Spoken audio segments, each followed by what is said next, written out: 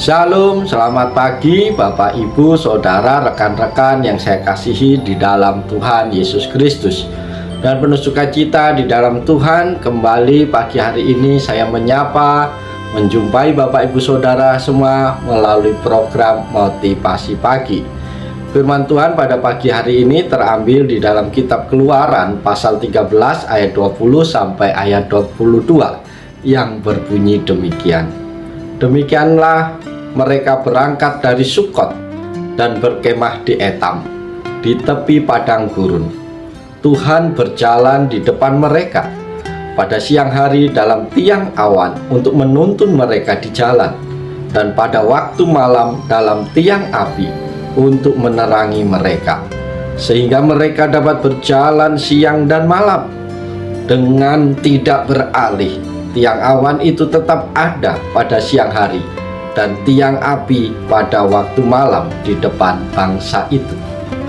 Amin. Bapak, Ibu, Saudara terkasih, musibah, kegagalan, dan kemalangan acap kali mewarnai perjalanan hidup kita di tengah-tengah dunia ini. Hal-hal tersebut merupakan fakta yang tidak bisa kita hindari. Semua hal itu merupakan bagian dari persoalan, pergumulan, dan pergulatan keyakinan iman di dalam Tuhan Yesus Kristus. Pergumulan dan pergulatan semacam itu dapat terjadi, dialami, dan menimpa siapa saja tanpa terkecuali, termasuk para pengikut-pengikut Tuhan Yesus. Pagi hari ini kita merenungkan firman Tuhan ini di bawah tema penyertaan Allah dalam hidup kita. Bapak, Ibu, Saudara terkasih, di tengah beragam persoalan, pergumulan, dan pergulatan iman yang sukar itu, acap kali muncul dan berkecamuk beragam tanya dalam hati kita. Mengapa semuanya itu terjadi dan menimpa hidup kita? Di manakah Tuhan yang berjanji menyertai kita? Tidak sanggupkah Dia membela kita dari semua pergumulan dan pergulatan itu? Jika pengertian dan pemahaman kita terkait dengan konsep Immanuel atau Allah menyertai lemah dan tidak memadai, maka bisa jadi kita akan meninggalkan Allah. Kita bisa menjadi sangat kecewa dan marah kepada Allah. Lalu kita keluar dari komunitas orang-orang beriman karena pikir kita Allah tidak bisa diandalkan. Oleh karena itu, sebagai pengikut Tuhan Yesus, kita harus mengerti tentang arti penyertaan Allah dalam hidup kita. Pada sisi lain, kita juga harus memahami secara benar ketika berada di tengah-tengah persoalan, pergumulan, dan pergulatan iman kita. Tidak sendiri karena ada Allah di setiap musim hidup kita. Bila kita sudah bisa sampai pada pengertian dan pemahaman seperti di atas, maka kita tidak akan pernah kecewa dengan Allah. Kita tidak akan pernah mundur dan meninggalkan iman kita kepada Tuhan Yesus. Kita tidak akan pernah membelakangi Allah dalam kehidupan kita. Pertanyaannya pagi hari ini adalah, apa sesungguhnya yang harus kita mengerti dan pahami tentang penyertaan Allah dalam hidup kita? Berdasarkan firman Tuhan dalam Keluaran 13 ayat 20-22, ada beberapa hal yang perlu kita mengerti dan pahami tentang penyertaan Allah dalam hidup kita. Yaitu yang pertama, penyertaan Allah dalam hidup kita bukan berarti kita bebas dari persoalan, pergumulan, dan pergulatan iman.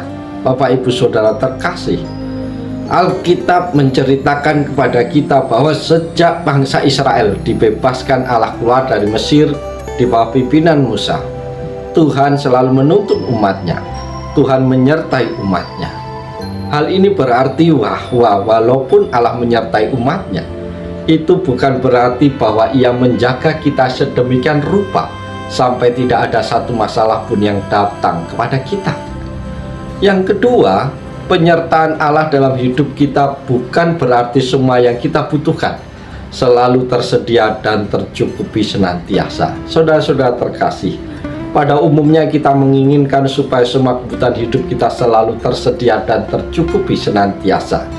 Dan kalau Allah menyertai hidup kita, pastilah kita berpikir bahwa Dia menyediakan dan mencukupkan semua yang kita butuhkan. Faktanya adalah penyertaan Allah dalam hidup kita bukan berarti semua yang kita butuhkan selalu tersedia. Acap kali kita mengalami kekurangan dan masalah ekonomi lainnya.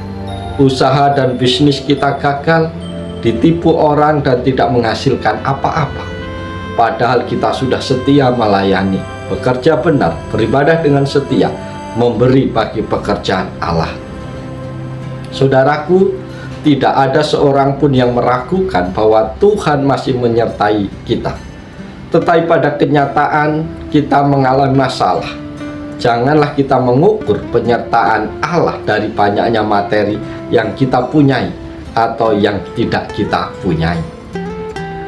Yang ketiga, yang perlu kita pahami adalah penyertaan Allah dalam hidup kita menuntut kita mendengar dan melakukan perintah-perintahnya. Bapak Ibu Saudara terkasih, bukti bahwa Allah ada bersama kita adalah Dia berbicara kepada kita melalui firman-Nya yang tertulis, yaitu Alkitab. Setelah kita mendengar apa yang Allah firmankan kepada kita, maka kita harus melakukannya. Dalam melakukan perintah Allah, maka kita harus mengikuti instruksinya. Saudara-saudara terkasih, penting bagi kita bahwa Tuhan menyertai kita ketika kita mau mendengar dan melakukan perintah-perintahnya. Apa artinya penyertaan Tuhan dalam hidup kita kalau kita tidak pernah taat kepadanya? Biarlah melalui firman Tuhan pagi hari ini kita ditolong, kita memiliki pemahaman yang baru tentang apa arti penyertaan Allah dalam hidup kita, sehingga kita tidak salah persepsi di dalam menjalani hari-hari kita bersama dengan Tuhan. Oleh sebab itu, mari lakukan yang terbaik sepanjang hari ini. Jadikan hidupmu berkat bagi orang lain. Nikmati setiap berkat yang Tuhan percayakan dalam hidupmu. Karena apapun yang Tuhan beri, itu pastilah yang terbaik bagi kita. Oleh sebab itu, selamat pagi, selamat berkarya. Tuhan Yesus menolong. Tuhan Yesus berkati Bapak Ibu Saudara semua sepanjang hari ini. Haleluya. Amin.